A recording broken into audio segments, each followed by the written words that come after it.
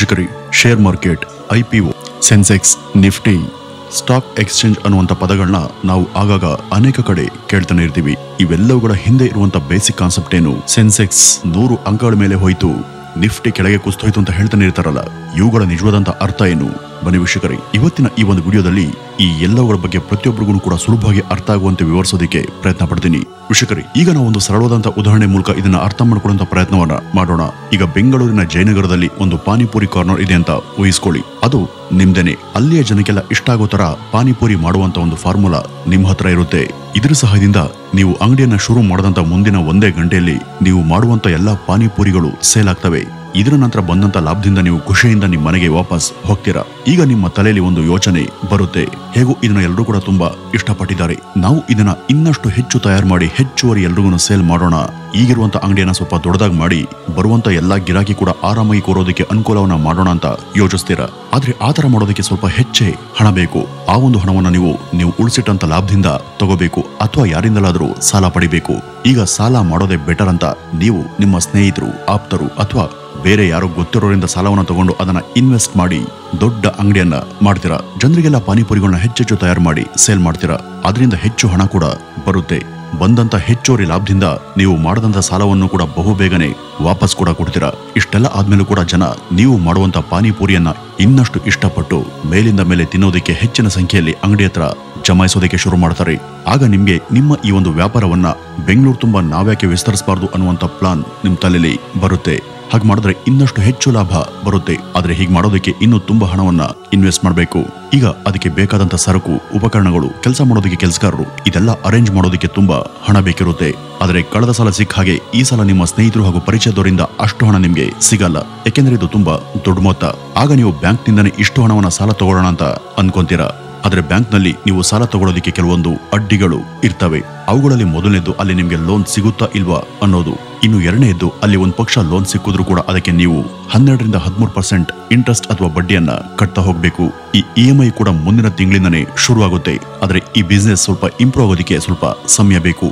ನೀವು ಬೆಂಗಳೂರು ತುಂಬಾ ನಿಮ್ಮ ಬಿಸ್ನೆಸ್ ಅನ್ನ ವಿಸ್ತರಿಸೋದಕ್ಕೆ ನೀವು ಕನಸನ್ನ ಕಾಣ್ತಾ ಇದ್ರೆ ಅದ್ರ ಜೊತೆಯಲ್ಲಿ ನಿಮ್ಮ ತಲೆ ಮೇಲೆ ಬ್ಯಾಂಕ್ಗೆ ಕಟ್ಟುವಂತ EMI ನ ಹೊರೆ ಕೂಡ ಇರುತ್ತೆ. ಈ ಎಲ್ಲ ಒತ್ತಡದಲ್ಲಿ ನಿಮ್ಮ ಬಿಸ್ನೆಸ್ ಲಾಭವನ್ನು ತರುವ ಬದಲು ನಿಮ್ಮ ಹಣೆ ಬರಹ ಉಲ್ಟಾಗಿ ಇದರ ಲಾಭ ಕೂಡ ಇಳಿಕೆಯಾಗುವಂತ ಸಾಧ್ಯತೆ ಇರುತ್ತೆ. ಇಂಥ ಸಮಯದಲ್ಲಿ ನಿಮ್ಗೆ ಇಲ್ಲಿ ಒಂದು ಆಪ್ಷನ್ ಕೂಡ ಇರುತ್ತೆ, ಅದೇ ಏಂಜಲ್ ಇನ್ವೆಸ್ಟರ್. ಹಾಗಂತ ಈ ಏಂಜಲ್ ಇನ್ವೆಸ್ಟರ್ ನಿಮ್ಗೆ ಹಣವನ್ನ ಸಾಲದ ರೂಪದಲ್ಲಿ ಕೊಡೋದಿಲ್ಲ, ಹಾಗೂ ಈ ಒಂದು ಹಣವನ್ನ ನೀವು ಅದಕ್ಕೆ ವಾಪಸ್ ಮಾಡುವಂತ ಅಗತ್ಯ ಕೂಡ ಇಲ್ಲ. ಇದು ನಿಮ್ಗೆ ಹಣವನ್ನ ಕೊಟ್ಟು ಅದರ ಬದಲಿಗೆ ನಿಮ್ಮ ಬಿಸ್ನೆಸ್ ನಲ್ಲಿ ಒಂದಷ್ಟು ಪಾಲು ಅಂತ ತೆಗೆದುಕೊಳ್ಳುತ್ತೆ. ಅಂದ್ರೆ ನಿಮ್ಮ ಬಿಸ್ನೆಸ್ ನಲ್ಲಿ ಇದು ತಾನು ಕೊಟ್ಟಂತ ಹಣದ ಬದಲಿಗೆ ಶೇರ್ ತಗೊಳ್ಳೋದಕ್ಕೆ ಮುಂದೆ ಬರುತ್ತೆ. ಅಂದ್ರೆ ಇದೊಂಥರ ನಿಮ್ಮ ಬಿಸ್ನೆಸ್ ನಲ್ಲಿ ಪಾರ್ಟ್ನರ್ಶಿಪ್ ಅಥವಾ ಪಾಲುದಾರಿಕೆಯನ್ನ ಪಡೆದಂತೆ. ಶಿಖರಿ, ಒಂದ್ ಟೈಮಲ್ಲಿ ಭೂಮಿಯಲ್ಲಿ ಹೂಡಿಕೆ ಮಾಡಿದ್ರೆ ಮಾತ್ರ ಲಾಭ ಸಿಗುತ್ತೆ ಅಂತ ನಂಬ್ತಾ ಇದ್ವಿ. ಆದ್ರೆ ಈಗ ಪರಿಸ್ಥಿತಿ ಬದಲಾಗಿದೆ. ಈಗ ಉತ್ತಮ ಕಂಪನಿಗಳ ಷೇರುಗಳಲ್ಲಿ ಹೂಡಿಕೆಯನ್ನ ಮಾಡಿದ್ರೆ ನಿಮ್ಗೆ ಸಾಕಷ್ಟು ಲಾಭ ಸಿಗುತ್ತೆ. ಉದಾಹರಣೆಗೆ ನೀವು 5 ವರ್ಷಗಳ ಹಿಂದೆ ಟಾಟಾ ಮೋಟಾರ್ಸ್ ನಲ್ಲಿ 1 ಲಕ್ಷ ರೂಪಾಯಿ ಹೂಡಿಕೆಯನ್ನ ಮಾಡಿದಿದ್ರೆ ಇವತ್ತಿಗೆ ಅದು 7 ಲಕ್ಷ ರೂಪಾಯಿ ಆಗ್ತಾ ಇತ್ತು. ಅಂದ್ರೆ ಸುಮಾರು 700% ರಿಟರ್ನ್ ಸಿಗ್ತಾ ಇತ್ತು. ಇಂಥ ಲಾಭಗಳು ಚಿನ್ನ, ಫಿಕ್ಸ್ಡ್ ಡೆಪಾಸಿಟ್ ಅಥವಾ ರಿಯಲ್ ಎಸ್ಟೇಟ್ ನಲ್ಲಿ ಸಾಧ್ಯ ಇಲ್ಲ. ನೀವು ಷೇರು ಮಾರುಕಟ್ಟೆಯಲ್ಲಿ ಸರಿಯಾದ ತಿಳುವಳಿಕೆಯನ್ನು ಹೊಂದಿದ್ರೆ ಉತ್ತಮ ಲಾಭವನ್ನ ಗಳಿಸಬಹುದು. ವೀಕ್ಷಕರೇ, ನೀವು ಕೂಡ ಹೂಡಿಕೆ ಮಾಡಿ ಲಾಭವನ್ನು ಗಳಿಸೋದಕ್ಕೆ ಇಚ್ಛಿಸ್ತಾ ಇದ್ರೆ ಡಿಸ್ಕ್ರಿಪ್ಷನ್ ಬಾಕ್ಸ್ ಅಲ್ಲಿ ಕೊಟ್ಟಿರುವಂತಹ ಲಿಂಕ್ ಮೇಲೆ ಕ್ಲಿಕ್ ಮಾಡಿ ಏಂಜಲ್ ಒನ್ ನಲ್ಲಿ ಉಚಿತ ಡಿಮ್ಯಾಟ್ ಖಾತೆಯನ್ನ ತೆರೆಯಿರಿ. ನೀವೇನಾದ್ರೂ ಹೊಸಬರಾಗಿದ್ರೆ ನಿಮ್ಗೆ ಸಲಹೆ ಕೊಡೋದಕ್ಕೆ ಅಲ್ಲಿ ಅಡ್ವೈಸರ್ ಗಳು ಕೂಡ ಸಿಗ್ತಾರೆ. ನೀವು ಕೇವಲ 100 ರೂಪಾಯಿನೂ ಕೂಡ ಹೂಡಿಕೆಯನ್ನ ಶುರು ಮಾಡಬಹುದು. ಅದಲ್ಲದೆ ಮ್ಯೂಚುವಲ್ ಫಂಡ್ಸ್ ಅಲ್ಲೂ ಕೂಡ ನೀವು ಹೂಡಿಕೆಯನ್ನ ಮಾಡಬಹುದು. ಮತ್ಯಾಗ್ತಡ, ಡಿಸ್ಕ್ರಿಪ್ಷನ್ ಅಲ್ಲಿ ಇರುವಂತಹ ಲಿಂಕ್ ಅನ್ನ ಕ್ಲಿಕ್ ಮಾಡಿ ಉಚಿತ ಡಿಮ್ಯಾಟ್ ಖಾತೆಯನ್ನ ತೆರೆಯಿರಿ. ಉದಾಹರಣೆಗೆ ನಿಮ್ಮ ಬಿಸ್ನೆಸ್ ನಲ್ಲಿ 10% ರಷ್ಟು ಪಾರ್ಟ್ನರ್ಶಿಪ್, ನಮ್ಮ ಬದಲಿಗೆ ನೀವು ಅವರಿಂದ ಸುಮಾರು 1 ಕೋಟಿಗಳ ಸಹಾಯವನ್ನ ಪಡಿತೀರಾ. ಹಣ ಪಡೆದ ನಂತರ ನೀವು ಅದನ್ನ ನಿಮ್ಮ ಬಿಸ್ನೆಸ್ ನಲ್ಲಿ ಇನ್ವೆಸ್ಟ್ ಮಾಡಿ ಅದರಿಂದ ಪಡೆಯುವಂತ ಒಟ್ಟಾರೆ ಆದಾಯ ಅಥವಾ ಲಾಭದಲ್ಲಿ 10% ಭಾಗವನ್ನ ಅವರಿಗೆ ನೀವು ಕೊಡ್ತೀರಾ. ನಿಮ್ಗೆ ಅಷ್ಟು ಹಣವನ್ನು ಕೊಡುವಂತ ಏಂಜಲ್ ಇನ್ವೆಸ್ಟರ್ಸ್ ನಿಮ್ ಜೊತೆ ಯಾವುದೇ ಕೆಲಸವನ್ನ ಮಾಡೋದಿಲ್ಲ. ಆದ್ರೆ ಅವ್ರ ಬಳಿ ಇರುವಂತಹ ಹಣವನ್ನ ನಿಮ್ಗೆ ಕೊಟ್ಟು ಅದನ್ನ ಬಂಡವಾಳ ಹೂಡಿಕೆಯನ್ನ ಮಾಡ್ತಾರೆ. ಅವರು ಮನೆಯಲ್ಲಿ ಕೂತು ನಿಮ್ಮ ಬಿಸ್ನೆಸ್ ನಲ್ಲಿ 10% ಪಾಲನ್ನ ಪಡಿತಾರೆ. ಇದಕ್ಕೆ ಒಪ್ಪಂದ ಮಾಡ್ಕೊಂಡಂತ ನೀವು ಅವರಿಂದ ಹಣವನ್ನ ಪಡೆದು ನಿಮ್ಮ ಬಿಸ್ನೆಸ್ ಅನ್ನ ಬೆಂಗಳೂರು ತುಂಬಾ ವಿಸ್ತಾರ ಮಾಡಿ ಅದನ್ನ ಎಲ್ಲಾ ಕಡೆ ಶುರು ಮಾಡ್ತೀರಾ. ಆಗ ಈ ಜಿಲ್ಲೆಯ ಬಹುತೇಕರು ನಿಮ್ಮ ಪ್ರಾಡಕ್ಟ್ ಅನ್ನ ತುಂಬಾ ಇಷ್ಟಪಡ್ತಾರೆ. ಯಾವಾಗ ನಿಮ್ಮ ಬಿಸ್ನೆಸ್ ಬೆಂಗಳೂರಿನಂತ ದೊಡ್ಡ ಸಿಟಿಯಲ್ಲೇ ಮನೆ ಮಾತಾಗುತ್ತೋ ಆಗ ನೀವು ಅದನ್ನ ಇನ್ನಷ್ಟು ಅಧಿಕವಾಗಿ ವಿಸ್ತಾರ ಮಾಡೋದಕ್ಕೆ ಪ್ಲಾನ್ ಮಾಡ್ತೀರಾ. ಅಂದ್ರೆ ಹೊರ ರಾಜ್ಯದಲ್ಲೂ ಕೂಡ ಅನೇಕ ಕಡೆ ಇದನ್ನ ಮಾಡೋದಕ್ಕೆ ಶುರು ಮಾಡ್ತೀರಾ. ಈ ರೀತಿ ಮಾಡೋದಕ್ಕೆ ನಿಮ್ಗೆ ಇನ್ನಷ್ಟು ಹಣದ ಅವಶ್ಯಕತೆ ಬರುತ್ತೆ. ಆದ್ರೆ ಇಷ್ಟು ಹಣವನ್ನ ಏಂಜಲ್ ಇನ್ವೆಸ್ಟರ್ಸ್ ನಿಮ್ಗೆ ಕೊಡೋದಿಕ್ಕೆ ಆಗೋದಿಲ್ಲ. ಆಗ ನಿಮ್ಮ ಸಹಾಯಕ್ಕೆ ಬರೋದು ಯಾರು ಅಂದ್ರೆ ಅವರು ವೆಂಚೂರ್ ಕ್ಯಾಪಿಟಲಿಸ್ಟ್. ಇವರ ಕೆಲಸ ಏನಪ್ಪಾ ಅಂದ್ರೆ ಹೊಸ ಸ್ಟಾರ್ಟ್ಅಪ್ ಬಿಸ್ನೆಸ್ ಗಳನ್ನ ಹುಡುಕಿ ಅವ್ರಿಗೆ ಬೇಕಾದಂತ ಅಗತ್ಯ ಫಂಡ್ ಗಳನ್ನ ಪ್ರೊವೈಡ್ ಮಾಡೋದು. ದೊಡ್ಡ ಮೊತ್ತದ ಫಂಡ್ ಗಳನ್ನ ಕೊಟ್ಟು ಅದಕ್ಕೆ ಸರಿಯಾದ ಬಿಸ್ನೆಸ್ ಶೇರ್ ಗಳನ್ನ ಇವರು ಅವರಿಂದ ಖರೀದಿ ಮಾಡ್ತಾರೆ. ಈ ವೆಂಚರ್ ಗಳಿಗೆ ನಿಮ್ಮ ಬಿಸ್ನೆಸ್ಗೆ ದೊಡ್ಡ ಮೊತ್ತದ ಹಣ ಸಹಾಯ ಮಾಡುವಷ್ಟು ಸಾಮರ್ಥ್ಯ ಇರುತ್ತೆ. ನಿಮ್ಮ ಬಿಸ್ನೆಸ್ ಇನ್ನಷ್ಟು ವಿಸ್ತಾರ ಮಾಡುವಂತ ಕನಸು ನಿಮ್ಗಿದ್ರೆ ನೀವು ಇವರನ್ನ ಭೇಟಿಯಾಗಿ ನಿಮ್ಮ ಪ್ರಾಡಕ್ಟ್ ಅನ್ನ ತುಂಬಾ ಚೆನ್ನಾಗಿ ಎಲ್ಲ ಕಡೆ ಸೇಲ್ ಆಗ್ತಿದೆ ಹಾಗೂ ನಿಮ್ಗೆ ಒಂದು ದೊಡ್ಡ ಬಿಸ್ನೆಸ್ ನ ಐಡಿಯಾ ಇದೆ ಅಂತ ಅವ್ರಿಗೆ ನೀವು ತಿಳಿಸಬೇಕು. ಈಗ ನೀವೇನಾದ್ರೂ ಅಥವಾ ನಿಮ್ಮಲ್ಲಿ ಯಾರಾದ್ರೂ ಇಂಥ ಬಿಸ್ನೆಸ್ ಮಾಡುವಂತ ಐಡಿಯಾವನ್ನ ಹೊಂದಿದ್ರೆ ಅಥವಾ ಈಗಾಗಲೇ ನೀವು ಬಿಸ್ನೆಸ್ ಶುರು ಮಾಡಿ ಅದರ ವಿಸ್ತರಣೆಗೆ ಕಾಯ್ತಿದ್ರೆ ನಿಮ್ಗೆ ಸಹಾಯ ಮಾಡುವಂತ ಈ ಏಂಜಲ್ ಇನ್ವೆಸ್ಟರ್ಗಳು ಹಾಗೂ ವೆಂಚರ್ ಕ್ಯಾಪಿಟಲಿಸ್ಟ್ಗಳು ನಿಮ್ಗೆ ಎಲ್ಲಿ ಸಿಗ್ತಾರೆ ಅನ್ನುವಂತ ಪ್ರಶ್ನೆ ನಿಮ್ಮಲ್ಲಿ ಮೂಡುತ್ತೆ. ಇದಕ್ಕಾಗಿ ನೀವು ಮೊದಲು ಮಾಡಬೇಕಾದದ್ದು ಏನು ಅಂದ್ರೆ ನೀವೇ ಸ್ವಲ್ಪ ಹುಡುಕಾಟವನ್ನ ನಡೆಸಿ. ಇದಕ್ಕೆ ನಿಮ್ಗೆ ಸಹಾಯ ಮಾಡುವಂತ ಉತ್ತಮ ಫೈನಾನ್ಷಿಯಲ್ ಅಡ್ವೈಸರ್ ಅಥವಾ ಇನ್ವೆಸ್ಟ್ಮೆಂಟ್ ಬ್ಯಾಂಕರ್ ಅನ್ನ ಹುಡುಕ್ಬೇಕು. ಆಗ ಇವರು ನಿಮ್ಮ ಸಹಾಯಕ್ಕೆ ಬಂದು ನಿಮ್ಮ ಬಿಸ್ನೆಸ್ ಅನ್ನ ಇಂಪ್ರೂವ್ ಮಾಡೋದಕ್ಕೆ ಒಂದು ಅಗತ್ಯವಾದಂತ ಪ್ರಾಡಕ್ಟ್ ರಿಪೋರ್ಟ್ ಫೈಲ್ ಅನ್ನ ತಯಾರು ಮಾಡಿ ಸೂಕ್ತ ವ್ಯಕ್ತಿಗಳ ಬಳಿಗೆ ಅದನ್ನ ತಗೊಂಡು ಹೋಗ್ತಾರೆ. ನಿಮ್ಮ ಬಿಸ್ನೆಸ್ ನಿಜಕ್ಕೂ ಯಶಸ್ವಿಯಾಗಿದ್ರೆ ಆಗ ನಿಮ್ಮ ಬೇಡಿಕೆಯಂತೆ ಅದಕ್ಕೆ ಅಗತ್ಯ ಫಂಡ್ಗಳು ಕೂಡ ಸಿಗ್ತವೆ. ಈ ಏಂಜಲ್ ಇನ್ವೆಸ್ಟರ್ಸ್ ಹಾಗೂ ವೆಂಚರ್ ಕ್ಯಾಪಿಟಲಿಸ್ಟ್ಗಳು ನಿಮಗೆ ಸುಮ್ಮನೆ ಹಣವನ್ನ ಕೊಡೋದಿಲ್ಲ. ಹಣ ಕೊಡುವಂತ ಮುನ್ನ ಇವರು ನಿಮ್ಮ ವ್ಯವಹಾರದ ಹಣಕಾಸಿನ ಡೀಟೇಲ್ಸ್ ಅನ್ನ ತುಂಬಾ ಸಮಗ್ರವಾಗಿ ಚೆಕ್ ಮಾಡ್ತಾರೆ. ಅದಕ್ಕಾಗಿ ನೀವು ಅವರಿಗೆ ಸೂಕ್ತವಾದಂತಹ ಪ್ರೆಸೆಂಟೇಷನ್ ಕೊಡುವಂತ ಅನಿವಾರ್ಯತೆ ಇರುತ್ತೆ. ಈಗ ಎಲ್ಲ ಕೂಡ ಓಕೆ ಆಗಿ ನೀವು ಏಂಜಲ್ ಇನ್ವೆಸ್ಟರ್ಸ್ಗೆ 10% ರಷ್ಟು ಬಿಸ್ನೆಸ್ ಶೇರ್ ಕೊಟ್ಟು ಹಣವನ್ನ ಪಡೀತೀರಾ ಹಾಗೂ ವೆಂಚರ್ ಕ್ಯಾಪಿಟಲಿಸ್ಟ್ ಗಳಿಂದ ಕೂಡ ಹಣವನ್ನ ಪಡೆದು ಅವ್ರಿಗೂ 10% ಬಿಸ್ನೆಸ್ ಶೇರ್ ಅನ್ನ ಕೊಡೋದಕ್ಕೆ ಒಪ್ತೀರಾ ಅಂತ ಊಹೆ ಮಾಡ್ಕೊಳ್ಳಿ. ಇಷ್ಟೆಲ್ಲ ಮಾಡಿದ್ಮೇಲೆ ಕೂಡ ನಿಮ್ಮ ಪ್ರಾಡಕ್ಟ್ಗೆ ಇರುವಂತ ಬೇಡಿಕೆ ಹೆಚ್ಚಾಗ್ತಾನೆ ಹೋಗುತ್ತೆ. ಯಾವಾಗ ದೇಶದ ಎಲ್ಲಾ ಕಡೆ ನಿಮ್ಮ ಪ್ರಾಡಕ್ಟ್ಗೆ ಉತ್ತಮ ಬೇಡಿಕೆ ಬರೋದಕ್ಕೆ ಶುರು ಆಗುತ್ತೋ ಆಗ ನಿಮ್ಮ ತಲೆಯಲ್ಲಿ ಇನ್ನೊಂದು ಯೋಚನೆ ಹೊಳೆಯುತ್ತೆ. ನಿಮ್ಮ ಈ ವ್ಯವಹಾರವನ್ನ ನೀವು ದೇಶದ ಹೊರಗಡೆ ಅಂದ್ರೆ ಇಂಟರ್ನ್ಯಾಷನಲ್ ಲೆವೆಲ್ ನಲ್ಲಿ ಶುರು ಮಾಡಿ ವಿದೇಶಗಳಲ್ಲೂ ಕೂಡ ನೀವು ನಿಮ್ಮ ಶಾಖೆಯನ್ನ ಪ್ರಾರಂಭ ಮಾಡೋದಕ್ಕೆ ಯೋಚಿಸ್ತೀರಾ. ಆದ್ರೆ ಈ ರೀತಿ ಮಾಡೋದಕ್ಕೆ ಇನ್ನೂ ಸಾಕಷ್ಟು ಮೊತ್ತದ ಹಣದ ಅವಶ್ಯಕತೆ ಬೀಳುತ್ತೆ. ಆಗ ಇಷ್ಟು ದೊಡ್ಡ ಮೊತ್ತದ ಹಣವನ್ನ ಈಗ ಏಂಜಲ್ ಇನ್ವೆಸ್ಟರ್ಸ್ ಆಗ್ಲಿ ಅಥವಾ ಈ ವೆಂಚರ್ ಕ್ಯಾಪಿಟಲಿಸ್ಟ್ ಗಳಾಗ್ಲಿ ಅವರಿಂದ ಕೊಡೋದಕ್ಕೆ ಸಾಧ್ಯ ಆಗೋದಿಲ್ಲ ಅಂತ ಅನ್ಕೊಳ್ಳಿ. ಆಗ ನೀವು ಏನ್ ಮಾಡಬಹುದು ಅಂದ್ರೆ ನೀವು ನಿಮ್ಮ ಬಿಸ್ನೆಸ್ ನ ಡೀಟೇಲ್ಸ್ ತಗೊಂಡು ಪಬ್ಲಿಕ್ ಅಂದ್ರೆ ಸಾರ್ವಜನಿಕರ ಬಳಿ ಹೋಗ್ತೀರಾ. ಜನರಿಂದ ನೀವು ಹಣ ಪಡೆದು ಅದರ ಬದಲಿಗೆ ನೇರವಾಗಿ ನಿಮ್ಮ ಬಿಸ್ನೆಸ್ ನ ಪಾಲನ ಅಥವಾ ಅದರ ಶೇರ್ಗಳನ್ನ ಜನರಿಗೆ ಕೊಡೋದಕ್ಕೆ ಮುಂದಾಗ್ತೀರಾ. ಈ ರೀತಿ ಯಾವುದೇ ಒಂದು ಕಂಪನಿ ಪಬ್ಲಿಕ್ ಹತ್ರ ಹಣವನ್ನ ಸಂಗ್ರಹಣೆ ಮಾಡೋದಕ್ಕೆ ಮೊದಲ ಬಾರಿಗೆ ಮುಂದೆ ಬಂದ್ರೆ ಅದನ್ನ IPO ಅಂತ ಕರೀತಾರೆ. ಅಂದ್ರೆ ಇದು ಇನಿಷಿಯಲ್ ಪಬ್ಲಿಕ್ ಆಫರಿಂಗ್ ಅಂತ ಅರ್ಥ. ಸಾಮಾನ್ಯವಾಗಿ ಇಂಥ ಸಂಸ್ಥೆಗಳ ಕಾಪರೇಟ್ ಅಥವಾ ಅದರ ಹಕ್ಕು ಪಬ್ಲಿಕ್ ಲಿಮಿಟೆಡ್ ನ ಹೆಸರಲ್ಲಿ ಇರುತ್ತೆ. ಇವರು ಸಾರ್ವಜನಿಕರಿಂದ ಹಣ ಪಡೆದು ಅದರ ಬದಲಿಗೆ ಅವರಿಗೆ ತಮ್ಮ ಶೇರ್ಗಳನ್ನ ಕೊಡ್ತಾರೆ ಅಥವಾ ಮಾರಾಟ ಮಾಡ್ತಾರೆ. ಇದಕ್ಕೆ ಹಣವನ್ನ ಕೊಡುವಂತ ಯಾವುದೇ ಪಬ್ಲಿಕ್ ಅಥವಾ ಜನರು ಮಾರ್ಕೆಟ್ ನಲ್ಲಿ ಇದರ ಶೇರ್ಗಳನ್ನ ಖರೀದಿ ಮಾಡೋದಕ್ಕೆ ಅವಕಾಶ ಇರುತ್ತೆ. ವೀಕ್ಷಕರೇ, ಈಗ ಇದರ ಜರ್ನಿ ಎಲ್ಲಿಂದ ಇಲ್ಲಿಗೆ ಶುರುವಾಯ್ತು ನೋಡಿ. ನೀವು ಪ್ರಾರಂಭದಲ್ಲಿ ನೀವೊಬ್ಬರೇ ನಿಮ್ಮ ಪಾನಿಪುರಿ ಬಿಸ್ನೆಸ್ ಅನ್ನ ಶುರು ಮಾಡಿದ್ರಿ. ಆಗ ನೀವು ಮಾತ್ರ ಅದರಿಂದ ಆದಾಯವನ್ನ ಗಳಿಸ್ತಿದ್ರಿ. ಆದರೆ ಈಗ ಅದರ ವ್ಯಾಪ್ತಿ ವಿಶಾಲವಾಗಿ ಎಲ್ಲಾ ಕಡೆ ಅದು ವಿಸ್ತಾರಗೊಂಡು ಈಗ ಅದರಲ್ಲಿ ಭಾಗಿಯಾದಂತ ಪ್ರತಿಯೊಬ್ಬರಿಗೂ ನಿಮ್ಮಿಂದ ಅವರವರ ಶಕ್ತಾನುಸಾರವಾಗಿ ಆದಾಯ ಗಳಿಸೋದಕ್ಕೆ ಸಾಧ್ಯ ಆಗಿದೆ. ಎಲ್ರಿಗೂ ನೀವು ಅವರು ಕೊಟ್ಟಂತ ಹಣದ ಬದಲಿಗೆ ಪಾರ್ಟ್ನರ್ಶಿಪ್ ಕೊಟ್ಟು ಪ್ರತಿಯೊಬ್ಬ ಪಾರ್ಟ್ನರ್ಗಳು ಕೂಡ ತಮ್ಮ ಕೈಲಾದಷ್ಟು ಹಣವನ್ನು ದುಡಿಯೋದಕ್ಕೆ ಅವಕಾಶವನ್ನ ಮಾಡಿಕೊಟ್ಟಿದ್ದೀರಾ. ಇದೆಲ್ಲ ಸಾಧ್ಯ ಆಗಿದ್ದು ನೀವು ಪಡೆದಂತ ಹಣದಿಂದಲ್ಲ, ಬದಲಿಗೆ ನಿಮ್ಮ ಪ್ರಾಡಕ್ಟ್ ನಲ್ಲಿ ಇದ್ದಂತ ಅಸಲಿ ತಾಕತ್ ಅಥವಾ ಸಾಮರ್ಥ್ಯದಿಂದ. ಇಲ್ಲಿ ಹಣಕ್ಕಿಂತ ಕೂಡ ನಿಮ್ಮ ಪ್ರಾಡಕ್ಟ್ ನ ಗುಣಮಟ್ಟದಲ್ಲಿ ಹೆಚ್ಚಿನ ಪವರ್ ಅಥವಾ ಶಕ್ತಿ ಇತ್ತು. ಈಗ ಈ IPO ಬಗ್ಗೆ ತಿಳ್ಕೊಂಡ್ರಲ್ಲ, ಇದರ ಪ್ರೊಸೀಜರ್ ಯಾವ ತರಹ ಅನ್ನೋದನ್ನ ಈಗ ತಿಳಿಯೋಣ. ನೀವೆಲ್ಲ ಅನ್ಕೊಳ್ಳುವಂತೆ ಇದು ಮೈಕನ್ನ ಇಟ್ಕೊಂಡು ಪ್ರತಿಯೊಬ್ಬರ ಹತ್ರ ಹೋಗಿ ಕೂಗಿ ಹೇಳುವಂತ ಪ್ರಕ್ರಿಯೆ ಅಲ್ಲ. ಇದಕ್ಕಾಗಿ ನೀವು ಒಬ್ಬ ಅಂಡರ್ ರೈಟರ್ ಅಥವಾ ಒಬ್ಬ ಇನ್ವೆಸ್ಟ್ಮೆಂಟ್ ಬ್ಯಾಂಕರ್ ಅನ್ನ ಈ ಕೆಲಸಕ್ಕೆ ನೇಮಿಸ್ಕೊಳ್ಬೇಕು. ಆಗ ಆ ವ್ಯಕ್ತಿ ನಿಮ್ಮ ಕಂಪನಿಯ ಪ್ರೊಫೈಲ್ ಅನ್ನ ಸ್ಟಡಿ ಮಾಡಿ ನಿಮ್ಮ ಬಿಸ್ನೆಸ್ಗೆ ಎಷ್ಟು ಪ್ರಮಾಣದ ಫಂಡ್ ನ ಅಗತ್ಯ ಇದೆ ಅಂತ ಲೆಕ್ಕ ಹಾಕಿ ಅದಕ್ಕೆ ಪ್ರತಿಯಾಗಿ ನೀವು ಎಷ್ಟು ಪ್ರಮಾಣದ ಶೇರ್ಗಳನ್ನ ಕೊಡ್ತೀರಾ ಅಥವಾ ಮಾರ್ತೀರಾ ಅಂತ ಲೆಕ್ಕ ಹಾಕ್ತಾನೆ. ಇದೆಲ್ಲ ಆದಂತರ ನಿಮ್ಮ ಅರ್ಹತೆಯನ್ನು ಅವನು ಚೆಕ್ ಮಾಡ್ತಾನೆ. ಉದಾಹರಣೆಗೆ ನಿಮ್ಮ ವ್ಯವಹಾರದ ಟರ್ನ್ ಓವರ್ ಅಥವಾ ಆದಾಯ ಎಷ್ಟಿದೆ ಅಂದ್ರೆ ದಿನಕ್ಕೆ ಅದು 10 ಲಕ್ಷಕ್ಕಿಂತ ಕೂಡ ಹೆಚ್ಚು ಹಣವನ್ನ ಸಾಧಿಸಬೇಕು ಅನ್ನುವಂತ ರೂಲ್ಸ್ ಇರುತ್ತೆ. ಇಲ್ಲಿ ಇಂಥ ಒಂದಷ್ಟು ವಿಷಯಗಳನ್ನ ಚೆಕ್ ಮಾಡ್ತಾನೆ. ಈ ಎಲ್ಲಾ ಸಂಗತಿಗಳನ್ನ ಚೆಕ್ ಮಾಡಿದ ನಂತರ ನೀವು ಅಲ್ಲಿ ರಿಜಿಸ್ಟ್ರೇಷನ್ ಅನ್ನ ಮಾಡಿಸ್ಕೊಳ್ಬೇಕು ಹಾಗೂ ನಿಮ್ಮ ಕಂಪನಿ ಪ್ರೊಫೈಲ್ SEBI ಅನ್ನುವಂತ ಸಂಸ್ಥೆಯಿಂದ ಅಪ್ರೂವಲ್ ಅನ್ನ ಪಡಿಬೇಕು. ಈ ಒಂದು ಸಂಸ್ಥೆ ಒಪ್ಪಿಗೆ ಸಿಗದ ಹೊರತು ನಿಮ್ಗೆ IPO ಜಾರಿಯಾಗೋದಕ್ಕೆ ಸಾಧ್ಯನೇ ಇಲ್ಲ. ಇದೆಲ್ಲ ಆದ್ಮೇಲೆ ಸ್ಟಾಕ್ ಎಕ್ಸ್ಚೇಂಜ್ ನಲ್ಲಿ ನೀವು ಒಂದು ಅರ್ಜಿಯನ್ನ ಸಲ್ಲಿಸಬೇಕಾಗುತ್ತೆ. ಈ ಒಂದು ಅರ್ಜಿಯನ್ನು ಹಾಕುವಂತ ಮೊದಲು ನೀವು ನಿಮ್ಮ ಶೇರ್ಗಳ ನಿಗದಿತ ಬೆಲೆಯನ್ನ ಲೆಕ್ಕ ಹಾಕಬೇಕು ಹಾಗೂ ಅವುಗಳಿಗೆ ಇಂತಿಷ್ಟು ಬೆಲೆ ಅಂತ ನಿಗದಿಯನ್ನ ಮಾಡಬೇಕು. ಬಹಳ ಇತ್ತೀಚೆಗೆ ಪೇಟಿಎಂನ IPO ತನ್ನ ಒಂದು ಶೇರ್ ಬೆಲೆಯನ್ನ 2150 ರೂಪಾಯಿನಷ್ಟು ನಿಗದಿ ಮಾಡಿತ್ತು. ಈ ರೀತಿ ಅದು ಜನರಿಂದ ಸುಮಾರು 18,300 ಕೋಟಿ ರೂಪಾಯಿಗಳ ಫಂಡ್ ಅನ್ನ ಕಲೆಕ್ಟ್ ಮಾಡಿತ್ತು. ಈ ರೀತಿ ನೀವು ನಿಮ್ಮ ವ್ಯವಹಾರದ IPO ಲಾಂಚ್ ಮಾಡಬೇಕು ಅಂದ್ರೆ ನಿಮ್ಮ ಶೇರ್ಗಳ ಬೆಲೆ ಎಷ್ಟು ಅನ್ನುವಂತ ಖಾತ್ರಿ ನಿಮ್ಗಿರ್ಬೇಕು. ಇಲ್ಲಿ ನಿಮ್ಮ ವ್ಯವಹಾರದ ಷೇರು ಬೆಲೆಯನ್ನ ಫಿಕ್ಸ್ ಮಾಡುವಂತ ಸಂಪೂರ್ಣ ಅವಕಾಶ ಹಾಗೂ ಸ್ವಾತಂತ್ರ್ಯ ನಿಮ್ದೇ ಆಗಿರುತ್ತೆ. ಹಾಗಂತ ನೀವು ನಿಮ್ಮ ಬಿಸ್ನೆಸ್ ಶೇರ್ಗಳ ಬೆಲೆಯನ್ನ ಇಷ್ಟ ಬಂದ ಹಾಗೆ ಫಿಕ್ಸ್ ಮಾಡೋದಕ್ಕೆ ಆಗೋದಿಲ್ಲ. ಅಥವಾ ನಿಮ್ಮ ಶೇರುಗಳ ಬೆಲೆಯನ್ನ ಅತ್ಯಧಿಕ ಪ್ರಮಾಣದಲ್ಲೂ ಕೂಡ ನೀವು ಇಡಬಾರ್ದು. ಯಾಕೆಂದ್ರೆ ನಿಮ್ಮ ಶೇರುಗಳನ್ನ ನೀವು ಜನರ ಮುಂದೆ ಮಾರಾಟಕ್ಕೆ ಇಡ್ತೀರಾ. ಅವುಗಳ ಬೆಲೆ ತುಂಬಾ ಇದ್ರೆ ಜನ ಅವುಗಳನ್ನ ಖರೀದಿ ಮಾಡೋದಕ್ಕೆ ಹಿಂದೆ ಮುಂದೆ ನೋಡ್ತಾರೆ. ಒಂದ್ ವೇಳೆ ನೀವು IPO ಲಾಂಚ್ ಮಾಡಿದ ನಂತರ 90% ಜನ ನಿಮ್ಮ ಬಿಸ್ನೆಸ್ ನ ಶೇರ್ಗಳನ್ನ ಖರೀದಿ ಮಾಡಲಿಲ್ಲ ಅಂದಾಗ ನಿಮ್ಮ IPO ಮುಂದಕ್ಕೆ ಹೋಗೋದಿಕ್ಕೆ ಸಾಧ್ಯನೇ ಆಗೋದಿಲ್ಲ. ಉದಾಹರಣೆಗೆ ಈಗ ಯಾವುದೇ ಒಂದು IPO ಲಾಂಚ್ ಮಾಡೋದಕ್ಕೆ ತಗುಲುವಂತ ವೆಚ್ಚ ಎಷ್ಟು ಗೊತ್ತಾ? ಅದರ ಮೊತ್ತನೇ ಸುಮಾರು 6 ರಿಂದ 7 ಕೋಟಿ ಇರುತ್ತೆ.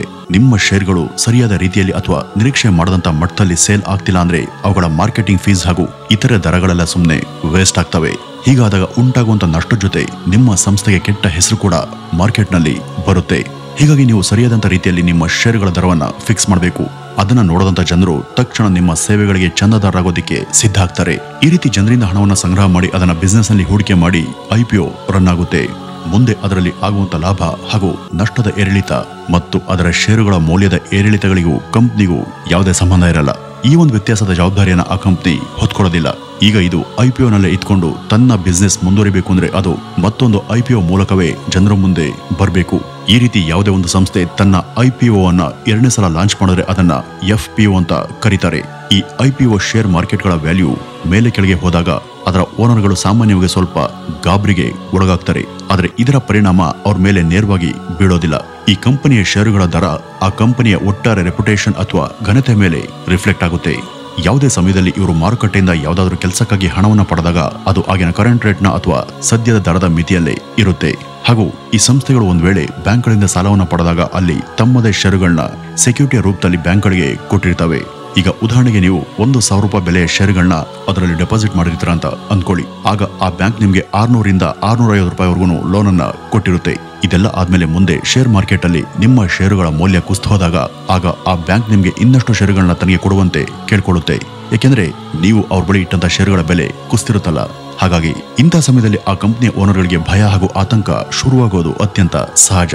ಯಾವುದೇ ಕಂಪನಿ ತನ್ನ IPO ಅನ್ನ ಇನ್ನೊಮ್ಮೆ ಜಾರಿ ಮಾಡಿದಾಗ ಅದಕ್ಕೆ FPO ಅಂತ ಕರೀತಾರೆ. FPO ಲಾಂಚ್ ಆದಾಗ ಆ ಸಂಸ್ಥೆಗೆ ಈ ಸಲ ಹೊಸದಾಗಿ ತನ್ನ ಷೇರುಗಳ ದರವನ್ನ ಫಿಕ್ಸ್ ಮಾಡೋದಿಕ್ಕೆ ಆಗೋದಿಲ್ಲ. ಆ ಒಂದು ಸಮಯದಲ್ಲಿ ಯಾವ ರೇಟ್ ಚಾಲ್ತಿಯಲ್ಲಿರುತ್ತೋ ಅದನ್ನೇ FPO ಕೂಡ ತನ್ನ ಷೇರುಗಳಿಗೆ ಫಿಕ್ಸ್ ಮಾಡಬೇಕು.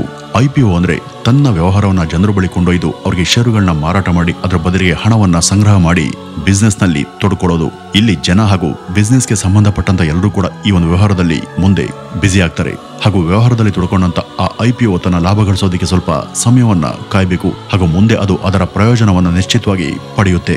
ಈಗ IPO ಶುರುವಾದ ಮೇಲೆ ಒಂದು ಪಕ್ಷ ನೀವು ಆ ನಿರ್ದಿಷ್ಟ ಸಂಸ್ಥೆಗಳ ಷೇರುಗಳನ್ನ ಖರೀದಿ ಮಾಡೋದಕ್ಕೆ ಸಾಧ್ಯವಾಗದೆ ಹೋದಾಗ ಈ ಮೊದಲೇ ಆ ಷೇರುಗಳನ್ನ ಖರೀದಿ ಮಾಡೋದ್ರ ಬಳಿ ಹೋಗಿ ಅವ್ರ ಹತ್ರ ರೇಟ್ ಬಾರ್ಗೇನಿಂಗ್ ಅಥವಾ ನೆಗೋಷಿಯೇಷನ್ ಮಾಡಿ ನೀವು ಅವರಿಂದ ಷೇರುಗಳನ್ನ ಖರೀದಿ ಮಾಡೋದಕ್ಕೆ ಅವಕಾಶ ಇರುತ್ತೆ.